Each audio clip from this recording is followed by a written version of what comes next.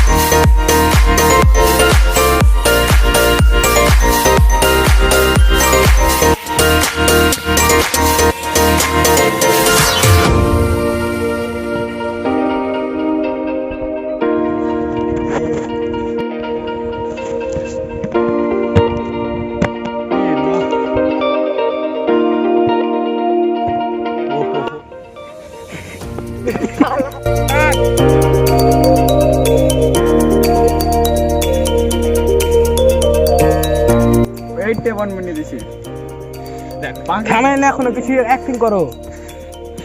so